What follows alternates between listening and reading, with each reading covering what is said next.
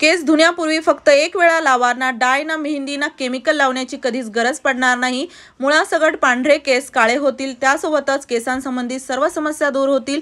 लांब सडक काळेभोर दाट स्मूथ आणि सिल्की केस देखील होतील फक्त या घरगुती उपायाने। घरातीलच आपण काही वस्तू वापरणार आहोत, त्यामुळे नक्की पूर्ण शेवटपर्यंत व्हिडिओ बघा, स्टेप बाय स्टेप फॉलो करा।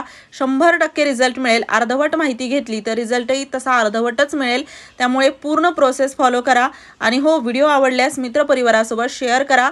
याला मी 2 पद्धती तुमच्यासोबत दाखवणार आहे। तुम्हाला जी पद्धत सोपी वाटेल त्यानुसार तुम्ही हा उपाय करू शकता। चला तर यासाठी आपल्याला काय काय लागणार आहे ते बघूयात। तर बघा, यासाठी आपल्याला इथे लागणार आहे कांदा। इथे आपण कांदा नाही तर त्याचा कांद्याचा पाचोळा वापरणार आहोत। वाळलेला चांगला पाचोळा घ्यायचा आहे, ओलसर पाचोळा याचा वापरायचा नाही। तर बघा, 4-5 कांद्याचा मी असा थोडा पाचोळा इथे काढून घेतलेला आहे। तुम्ही कमी जास्त देखील याला घेऊ शकता।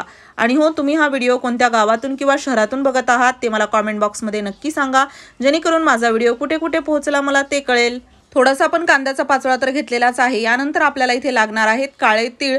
तर बघा, काळे तीळ आहेत ना, तर ते साधारण आपल्याला इथे 2-3 चमचे घ्यायचे आहेत। आणि काळे तीळच घ्या, पांढरे तीळ वापरू नका।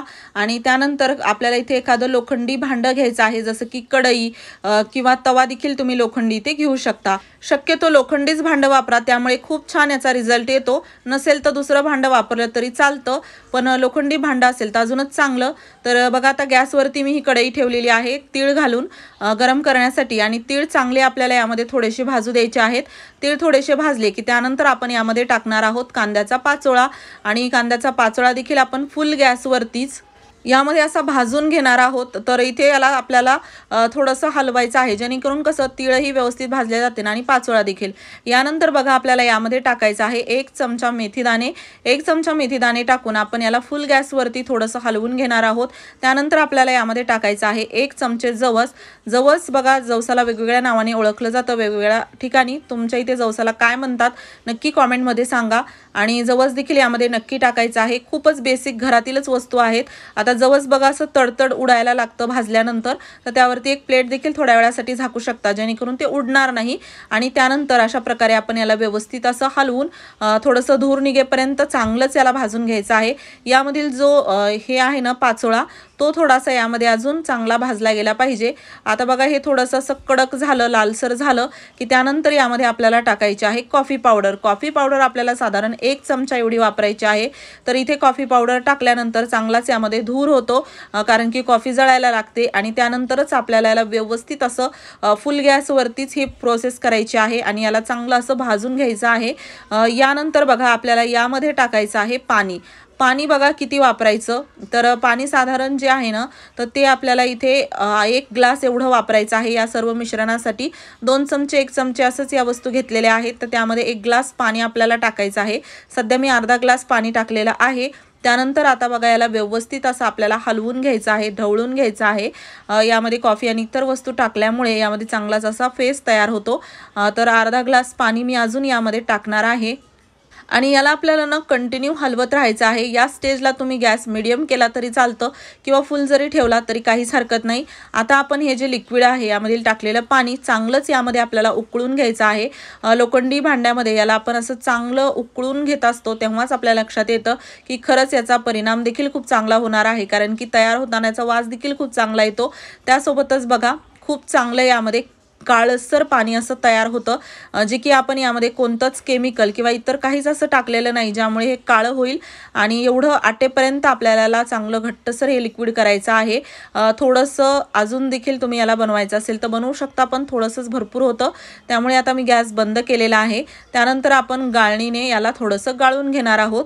तर 2 पद्धतीने तुम्ही हे लिक्विड वापरू शकता। आणि ते कसं, तर पहिली पद्धत बघा काय करायचं, इथे आपल्याला याला गाळायचं आहे आणि साधारण 4-5 चमचे आपल्याला हे लिक्विड घ्यायचं आहे। या 4-5 चमचे लिक्विडमध्ये आपल्याला एक वस्तू टाकायची आहे, ती म्हणजे की कोरफड। कोरफड बघा, फ्रेश तुमच्याकडे कोरफड असेल तर त्याचा गर काढून टाकू शकता। माझ्याकडे सध्या फ्रेश कोरफड नाही, तर मी हे ॲलोवेरा जेल वापरणार आहे। तर असं 1-2 चमचे हे ॲलोवेरा जेल आपल्याला यामध्ये टाकायचं आहे।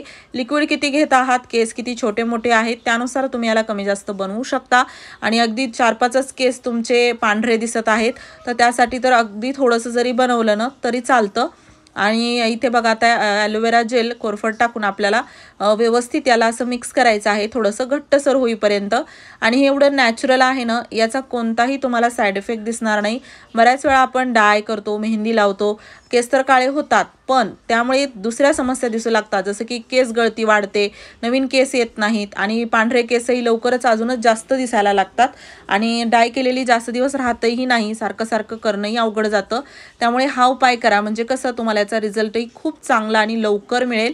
आणि त्यासोबतच बघा असं घट्टसर करायचं, जास्त पातळ ठेवायचं नाही, कारण की ते केसांवरती बसणार नाही। आता त्यानंतर बघा राहिलेलं जे लिक्विड आहे आपण तयार केलेलं, ते कसं वापरायचं ते बघूया। तर ते देखील मी या दुसऱ्या वाटीमध्ये गाळून घेणार आहे। आणि हो, चॅनलवरती नवीन असाल तर नक्की चॅनलला सबस्क्राईब करा, असेच नवनवीन व्हिडिओज मी तुमच्यासाठी घेऊन येत राहते। आणि हा जो उपाय आहे ना, तर तुम्ही बघितलं 5 मिनिटं फक्त याला द्यावे लागतात आणि 5 मिनिटानंतर आपल्याला याचा रिझल्टही तेवढाच इन्स्टंट मिळतो।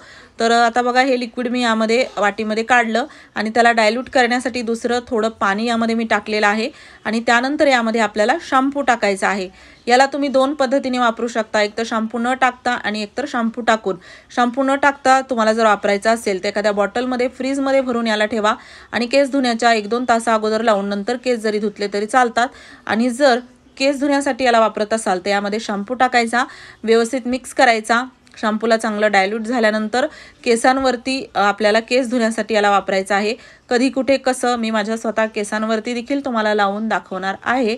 त्या अगोदर आपण याला कसं वापरायचं ते बघूयात।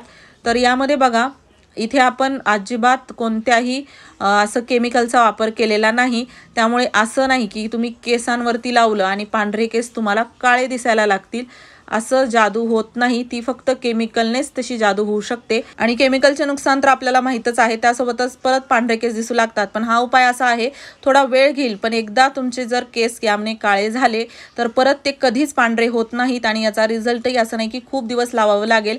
एकदा लावून बघा, तुम्हाला बराच फरक दुसऱ्या-तिसऱ्या वेळेसच याचा जाणवायला लागेल।